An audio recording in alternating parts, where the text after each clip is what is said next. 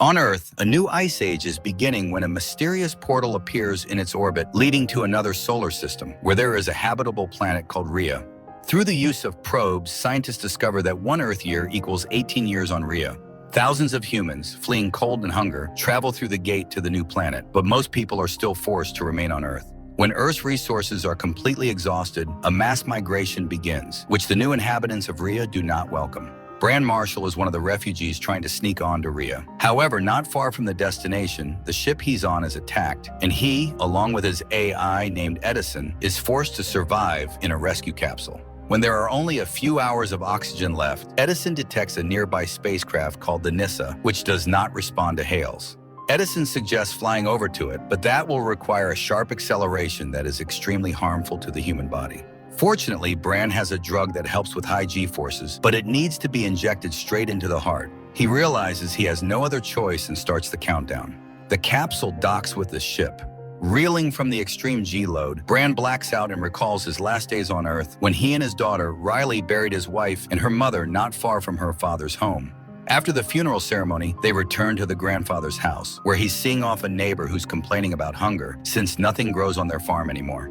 The old man feels sorry for the woman and gives her a box of canned food. When she leaves, Bran expresses his disapproval of the old man's actions because it's dangerous to show anyone your supplies these days, and he suggests they flee before the neighbor has a chance to share what she's learned, but the old man refuses.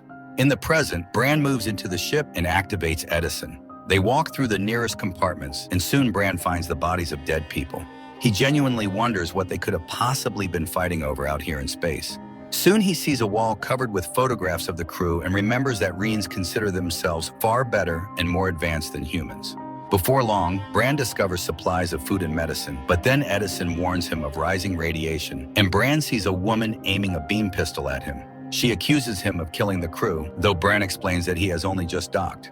Outraged, the woman insists that Rheans deliver supplies to Earthlings, and this is how they repay them. Bran tells her to kill him if she's so certain of his guilt. But in the same breath, he shoves the woman and manages to escape before she fires. However, the woman knows the ship better and ambushes him in another corridor, knocking him down. Bran shoves her away again and flees. He manages to reach the med bay and lock the doors right in front of his pursuer's face. He takes some medicine and notices a pod containing the body of one of the crew members. Nearby is a screen displaying the data of the entire crew.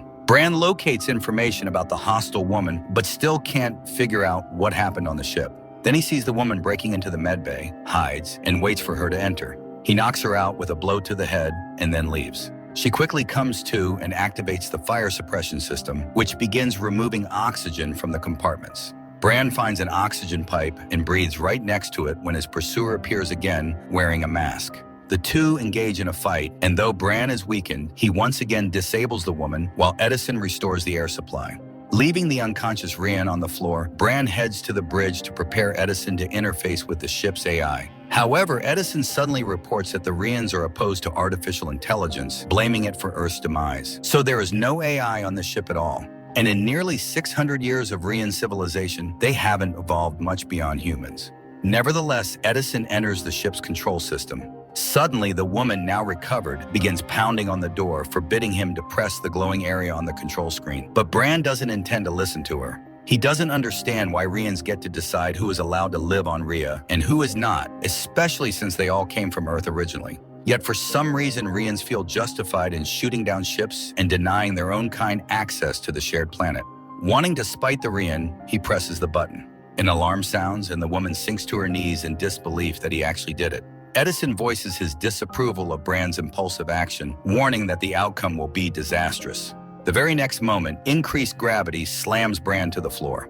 We flash back again to the past. Realizing he can't convince his father-in-law to leave, Bran goes out to the field and digs up a box containing the money he earned and saves so his daughter could leave for Rhea. Riley refuses to abandon her relatives, but Bran and her grandfather see themselves as too old to start a new life. Suddenly, an alarm sounds.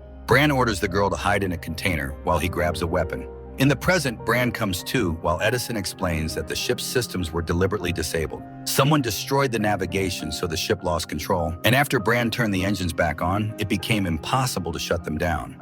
Once they reach the beacon, the pull of a planetoid will alter their trajectory, and they'll inevitably collide with the refugee station, killing hundreds more people. Bran realizes he can't handle this problem alone, but as soon as he opens the door, the woman lunges at him. He forces her into a chair and accuses her and the Rheans of staging this accident to kill refugees. She believes it was Earthlings who caused it. She explains that the Nisa was carrying provisions to the Earthlings station, but during an inspection, an undeclared cargo was discovered on board.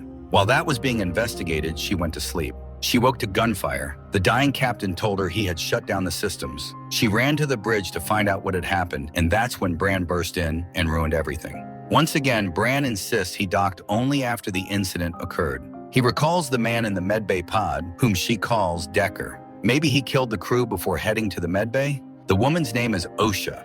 Bran notices a bracelet on her wrist like those worn by criminals. Ohsha claims she is a killer of Earthlings, and their argument continues until Edison reminds them that if they want to survive, they have to work together.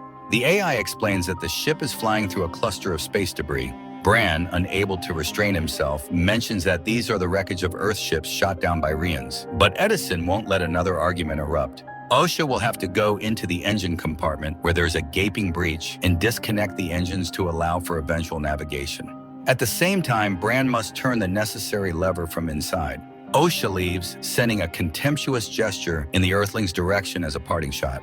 At this point, Decker regains consciousness and climbs out of the medical pod. Ohsha is just disconnecting the first engine when Bran warns her that there's a lot of debris ahead and that the breach is quite large. They start working on the second engine when Ohsha's oxygen runs out. Bran resuscitates her. Later, Edison explains that they'll need to simultaneously take control of the engines and operate in sync. The pair grabs the joysticks. The ship changes course, but they are severely shaken. They complete another maneuver and collapse under the G-forces. They have to get up again, though. It's not over yet. After the third turn, Bran nearly loses consciousness. Ohsha snaps his dislocated arm back into place, and he passes out from the pain. He's back in the past when their neighbors arrive at his father-in-law's house to take their supplies, the ones the old man revealed. The grandfather demands they leave, but the neighbor can't. His family is starving, and his parents have died. To make them more cooperative, the neighbor orders someone to find Riley. One of the men opens the container where she's hiding. The old man and Bran open fire, killing them. Riley darts out only to see that the neighbor's wife is armed too and shoots in her direction. A wounded Bran kills the woman. Back in the present, Ohsha notices a photo of Riley, and Bran admits he lost his daughter. Unexpectedly, Ohsha says she also lost her family. The Rhea government did not appreciate their attempts to help Earthlings. She doesn't understand the politics. But many Rheans don't share the belief that Earthlings are bad and should be kept from coming through the gate. Bran says he didn't want to leave Earth, but he had to. He promised his daughter he would survive. Edison reminds them that to survive, they still need to work. Now Bran must enter the navigation bay and remove the burned-out boards. The problem is, it's minus 40 degrees in there. Bran puts on his suit and Ohsha laughs at the sight of it, recalling Rhea, where it's always warm. But then again, Earth used to be warm too. Bran steps out into the bitter cold and begins looking for the burned boards. Meanwhile, Decker smashes one of the switches. Ohsha notices this and goes into the corridor. She's shocked by his actions, especially since he's also from the group of migrants. Decker confesses he was given no choice. The Rheans took his children and threatened to kill them if he didn't destroy the station. It's a neat solution. An Earthling kills his own people. But first, he has to kill Ohsha. While this is happening, Bran finishes his work and asks Ohsha to let him back on the ship. But Ohsha is busy fighting for her life. Freezing, Bran tries to escape through another exit, but to squeeze through, he must remove his gear. With his last bit of strength, he opens the grate and collapses into the corridor, where Ohsha knocks Decker out and rushes to help Bran, placing him in a medical capsule. Edison reports that they succeeded. Once they reboot the system, the ship's controls will be restored. Sometime later, Bran regains consciousness and exits the capsule.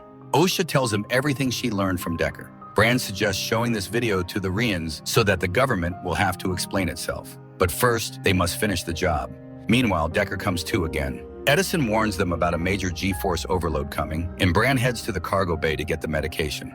Ohsha tackles the control system, which can be revived by disconnecting one of the wires on the console. The trouble is, Edison doesn't know which one, so they'll have to experiment. While Ohsha does that, Bran finds not only the drug, but also a large bomb. He runs to the bridge, but Decker hits him over the head. Ohsha is left with 2 wires, one of which belongs to the life support system, which takes 3 minutes to reboot. This means she'll have to stop breathing during that time. She hesitates, but luck is on her side. Meanwhile, Decker apologizes to Bran, but insists he'll do anything to save his family. Suddenly, the G-forces increase again. Bran is thrown back to the day he found Riley mortally wounded, and the girl, in her final moments, gave him Edison, which she had developed herself. She made him promise he would leave Earth. In the present, Edison gives Ohsha final instructions and asks her not to die. Bran injects himself with the serum and heads to help Ohsha, fighting Decker along the way and ultimately defeating him. With the last of his strength, he reaches the bridge in time to give Ohsha the anti-G-force drug. He remembers the day of Riley's funeral when his father-in-law urged him to fulfill the promise he made to her. Perhaps he really could change something in this world. That was when he activated Edison. In the present, Ohsha and Bran come to as Edison explains that to regain full control of the ship, they must restart all systems. That means Edison will reset to factory settings. Bran can't accept this, but Edison sees no other option. He has already uploaded Decker's confession video into the system, and after the reboot, it will go public, so everyone will learn of the government's crimes. Maybe then, everything will change. Bran says his goodbyes to Edison and reboots the system. The ship alters course and veers away from the station. With the last of his strength, Decker activates the bomb, which is immediately reported on the bridge. Ohsha aims the ship at the gate while Bran takes the bomb to the airlock. But when she thinks everything is going according to plan, he confesses that the small airlock won't open. So he'll put on a suit and go out into space with the bomb. Soon, Ohsha sees an explosion in space. She mourns Bran when suddenly she hears a knocking on the viewport. Bran returns to the ship, and together they gaze at an Earth locked in ice, discussing where to start on the ship's repairs. 9 months later, they finish fine-tuning the system. Almost 15 years have passed on Rhea, and now the two of them are returning there together. As they approach, they receive a hail from Rhea. Earth, the dispatcher is overjoyed to hear from the Nissa, which has become a legend on the planet for managing to change human relations. The film is definitely low budget, the visuals are primitive, the plot is simple, and the dialogue is hardly original. Nevertheless, it's not the worst example of a claustrophobic sci-fi story.